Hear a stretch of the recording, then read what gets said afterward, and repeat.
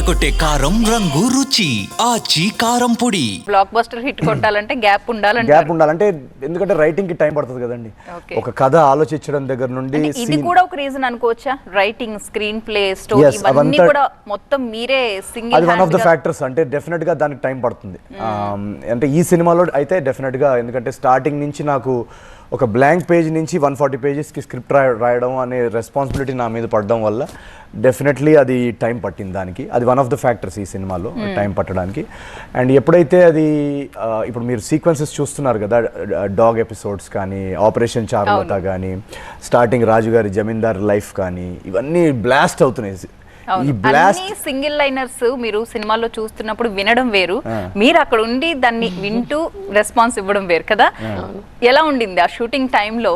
ఎలాంటి comedy generate అయింది అక్కడ? అంటే అప్పుడు కూడా అది చాలా కష్టపడి హోల్డ్ చేశాను నా లాఫ్టర్, నా ఎక్సైట్మెంట్ అది సీన్ చేసినప్పుడు కూడా. సో చాలా ఎంజాయ్ చేసాం మేము షూటింగ్ టైంలో కూడా. అండ్ మేము ప్రిపరేషన్, మేము వర్క్షాప్స్ కూడా చేశాను. అది కామిక్ టైమింగ్స్ గురించి, లైన్స్ ఎలా చెప్పాలి అలా, అది మొత్తం కాస్ట్తో. సో అది మొత్తం జరిగింది అప్పుడు. అండ్ అందుకే మీరు ఇది చూస్తే ఒక ఎఫర్ట్లెస్గా కనిపిస్తుంది, కానీ చాలా ఎఫర్ట్ పడింది ఈ ఎఫర్ట్లెస్నెస్ యూనో వెనక. లేదు, అసలు ఆయన రైటింగ్ ఎలా ఉందంటే ఒక సింగిల్ డైలాగ్ తీసుకుని దాన్ని 2 ముక్కల కింద కట్ చేస్తే అర్థం మారిపోతుంది. ప్రతి డైలాగ్ కూడా అందులో అసలు అది ఊహించరు ఎవ్వరు. సో ఆ డైలాగ్స్ రాయడం అంత ఈజీ కాదు. అప్పుడప్పుడు ఒక పంచ్ లైన్ ఒక సీన్ లో కరెక్ట్ పంచ్ లైన్ అక్కడ పడడానికి 15 రోజులు పడుతుంది ఒక డైలాగ్ క్రాక్ అవడానికి అప్పుడప్పుడు. సో అలాంటిది సినిమాలో రివ్యూస్లో చాలా మంది చెప్తున్నారు, ఆడియన్స్ కూడా, ఆల్మోస్ట్ ఒక 200 నాన్ స్టాప్ బుల్లెట్స్ లాగా ఫస్ట్ హాఫ్లో పడుతున్నాయి. సో ఇమాజిన్ ఆ 200 రాయడానికి ఎంత టైం పట్టుండొచ్చు మాకు. సో అది రాసి దాని తర్వాత సెకండ్ హాఫ్లో ఒక పొలిటికల్ కామెడీ ఉంది. పాలిటిక్స్ అనేది ఒక సీరియస్ ఇష్యూ కాదు, ఒక సోషల్ రెస్పాన్సిబిలిటీ ఉన్న ప్రొఫెషనల్.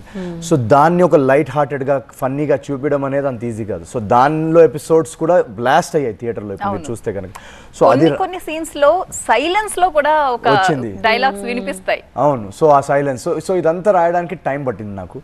రాసి దాని తర్వాత ఎగ్జిక్యూషన్ తను అన్నట్టు మేము చాలా రిహర్సల్స్ చేసి, వర్క్షాప్స్ చేసి, ప్రతి యాక్టర్ తోటి రిహర్సల్స్ వర్క్షాప్స్ చేసి. అంటే ఏంటంటే మాకు బేసికలీ పండక్కి సినిమా ఇస్తున్నాం కదా, ఆడియన్స్ డబ్బులు ఖర్చు పెట్టి వస్తున్నారు. సో వాళ్ళ డబ్బులకి వాళ్ళకి ఒక సాటిస్ఫాక్షన్ ఉండాలి. సో ఎక్కడ మేము కాంప్రమైజ్ అవ్వలేదు. ప్రతి సీన్ ఇంపార్టెంట్, ప్రతి షాట్ ఇంపార్టెంట్ అనుకునే తీసాం. అందుకే మేబీ ప్రేక్షకులు అది గ్రహించి ఈరోజు మాకు ఇంత కాంపిటీషన్లో కూడా ఇంత బ్లాక్ బస్టర్ ఇచ్చారేమో అని నాకు అనిపిస్తుంది.